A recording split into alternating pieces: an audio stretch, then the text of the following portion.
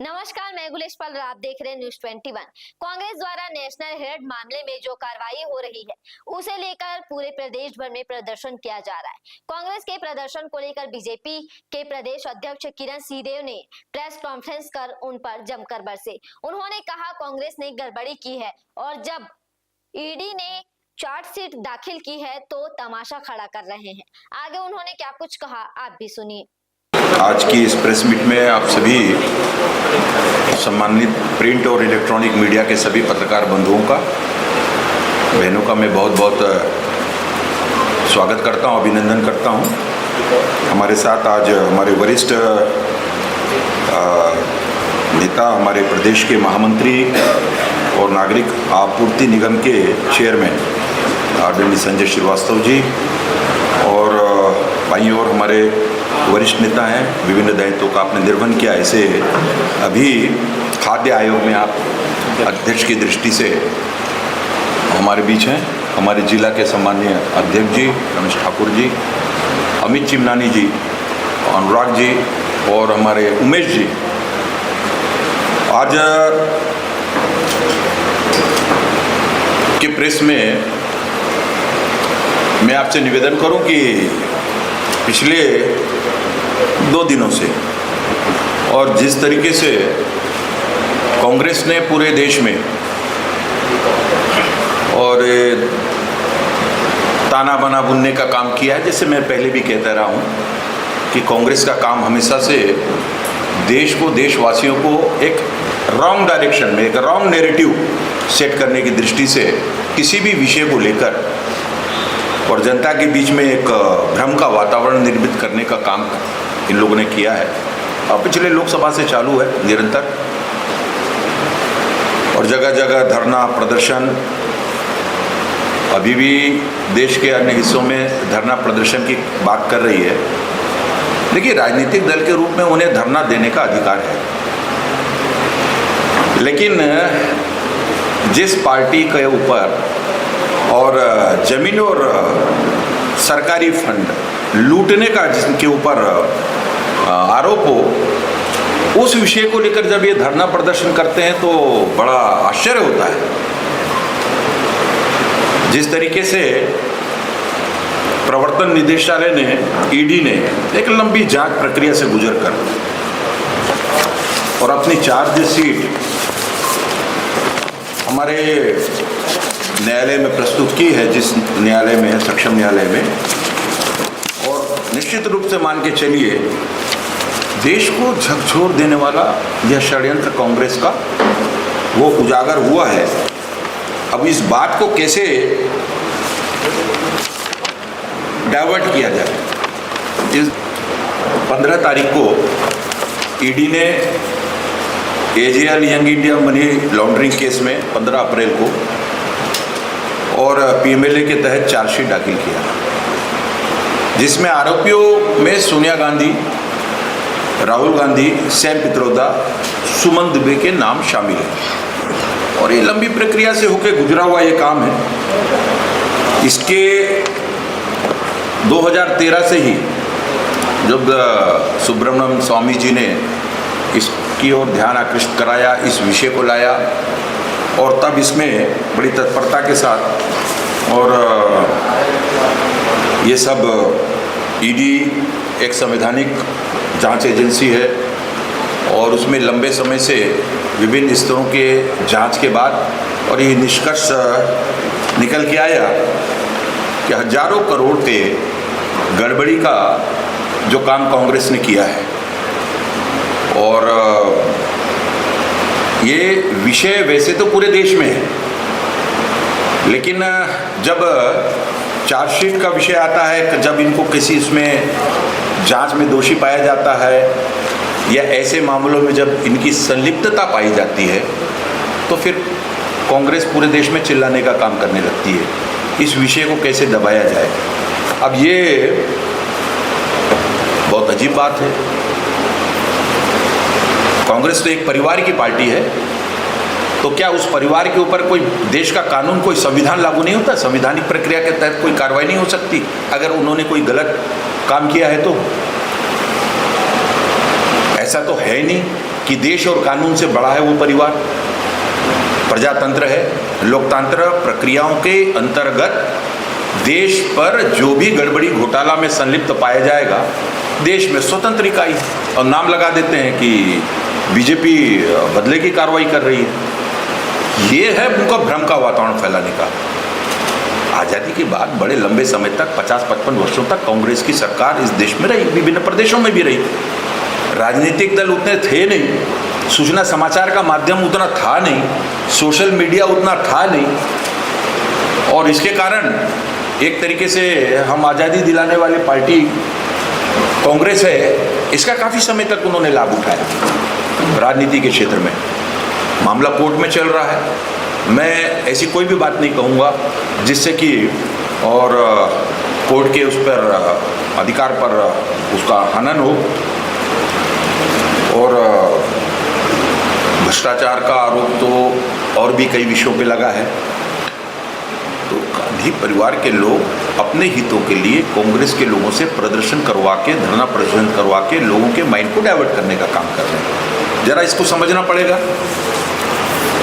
National Herald का मामला देश से निकलकर पूरे विश्व के मानचित्र में इसकी पहचान बनाया है। इन्होंने किस तरीके से राजनीति में आकर और अपने हितों के लिए और किस तरीके से संस्थाओं का दुरुपयोग करना और उसमें गड़बड़ी घोटाला करना, ये क्योंकि 11 अप्रैल 2025 ने एक बयान में ईडी ने कहा कि नेशनल हेराल्ड अखबार जो है और एसोसिएट जर्नल्स लिमिटेड से जुड़ी जो मनी लॉन्ड्रिंग केस की जांच के दौरान करीब 661 करोड़ की अचल संपत्तियों को जब्त करने का काम ईडी ने किया। ये अपने आप में एक बहुत सब कुछ बयां कर देता है। उसी प्रकार ईडी ने नेशनल हेराल्ड केस में 22 नवंबर 2023 को ऐसे कई जगह पर, जैसे बहादुर शाह रोड हमारा दिल्ली में और मुंबई के बांद्रा ईस्ट में, लखनऊ के विश्वेश्वरनाथ रोड की स्थित जो एजेएल हमारा उस पर बिल्डिंग पर ईडी का नोटिस इन्होंने पहले ही पूर्व में इस तिथि को 2023 में उसको चिपका दिया गया।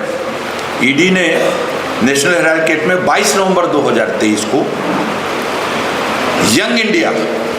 यंग इंडिया फॉर्मेशन इन्होंने किया। कांग्रेस ने अपने हितों के लिए नेशनल हेराल्ड के विषय पे भी आप सभी को मालूम है कि किस तरीके से, और शुरुआत में आज़ादी के समय से पूर्व ही जवाहरलाल नेहरू जी ने और इसको लेकर इसमें हमारे करीब देश को स्वतंत्रता दिलाने वालों की और ऐसे लगभग 5000 लोगों की हिस्सेदारी के साथ ये बना था। ये अखबार विभिन्न भाषाओं में, हमारे उर्दू, हिंदी और इंग्लिश ऐसे उसमें प्रकाशित होता रहा है ये। तो इस दृष्टि से अब इस पर एकाधिकार करने का जो विषय है वो मैं आपके सामने रखूं कि एजेएल जो हमारे जिसको एसोसिएट जर्नल लिमिटेड इसका गठन किया गया था, उसके पश्चात इसका मालिकाना हक कभी भी पंडित जवाहरलाल नेहरू की ओर नहीं था। इसके मालिक वो कभी भी नहीं रहे, उनका परिवार भी नहीं रहा। इसमें मैंने बताया कि 5000 स्वतंत्रता संग्राम सेनानियों इसमें शेयर होल्डर बनाया गया। कई शहरों में एजेएल के को सस्ते दरों पर ज़मीन उपलब्ध कराने का काम किया गया इसके प्रकाशन के लिए। 1956 में एजेएल को गैर व्यावसायिक कंपनी के तौर पर स्थापित किया गया, गैर व्यावसायिक कंपनी, और उसको कंपनी एक्ट धारा 25 जो होती है कंपनी एक्ट की, उससे उसको मुक्त करा दिया गया। यह कंपनी शने शने धीरे धीरे घाटे में चलती चली गई और 90 करोड़ से ज़्यादा का कर्ज इस कंपनी के ऊपर चढ़ गया। तब एजेएल ने फैसला किया कि अब समाचार पत्रों का प्रकाशन का काम बंद करके और प्रॉपर्टी की डीलिंग का काम, उस बिजनेस में एजेएल उतरी। अब इसमें एंट्री ये 2008 का है। अब 2010 में इसमें सोनिया गांधी और राहुल गांधी की एंट्री हुई और उस समय तक 1057 शेयर धारक थे। और इसी 2010 में लगभग 5 लाख रुपए से कांग्रेस ने एक यंग इंडिया लिमिटेड कंपनी बनाई और इसमें जो उस समय के महासचिव थे राहुल गांधी डायरेक्टर के रूप में शामिल हुए। कंपनी में 76% की हिस्सेदारी और 38% मिलाकर राहुल गांधी और सोनिया गांधी जी की उस कंपनी में थी। उसमें शेष जो बचा हुआ 24% है वो तत्कालीन कांग्रेस नेता मोतीलाल वोरा जी और ऑस्कर फर्नांडिस, अब वो नहीं रहे हैं, उनका निधन हो चुका है, तो उनके पास थे। इस तरीके से अब इसमें एक योजनाबद्ध तरीके से 10-10 रुपए में ऐसे 9 करोड़ यंग इंडिया लिमिटेड के शेयर जो दिए गए। अब इसके बदले में जो 90 करोड़ का लोन था वो यंग इंडिया को कांग्रेस को चुकाना था ये लोन एक्चुअली में। तो 9 करोड़ शेयर के साथ यंग इंडिया को इस कंपनी के 99% शेयर इनके पास आ गए, कांग्रेस के पास 99% शेयर इस दृष्टि से। और कांग्रेस ने उस समय जिम्मा लिया 99% शेयर आने के बाद कि इसका जो 90 करोड़ का लोन है उसको चुकाने की जिम्मेदारी या देनदारी उनके हिस्से में है। बाद में कांग्रेस ने 90 करोड़ का लोन को माफ कर दिया। ये सरकार में रहते हुए इससे बड़ा सरकार के दुरुपयोग का, संसाधनों के दुरुपयोग का उदाहरण नहीं मिलेगा देश में। 90 करोड़ का लोन माफ कर दिया इन्होंने। अब ये मुफ्त में मिल गया एयरटेल से इनका यंग इंडिया को स्वामित्व। इस तरीके से लगातार उसके बाद जब 2013 में, जिसकी बात मैं प्रारंभ में कर रहा था, सुब्रमण्यम स्वामी जी ने और इस विषय को पूरा सामने लाए तो उसकी जांच प्रारंभ हुई। तो जो ये आरोप लगाते हैं, इस बात का आरोप ये लगाते हैं कि मोदी जी शासकीय एजेंसियों के माध्यम से जो दुरुपयोग कर रहे हैं। आपने इतना बड़ा काम कर दिया, इतना बड़ा, चाहे उसको आप भ्रष्टाचार कह लीजिए या आप उस दृष्टि से मान लीजिए कि किस तरीके से, और इसको एक तरीके से बहुत बड़ा मतलब स्कैंडल कहा जा सकता है। और उसके बाद कोई जांच एजेंसी अगर इस पर काम भी नहीं करे, अगर आपके विरोध में कोई काम हो गया, आपके विरोध में कहीं जांच बैठ गई, तो दुनिया भर का, पूरे देश में तमाशा करने का काम इन्होंने किया। इसमें इनसे 2 राउंड में इनसे बात भी हो चुकी, पूछताछ भी हो चुकी ईडी ने। और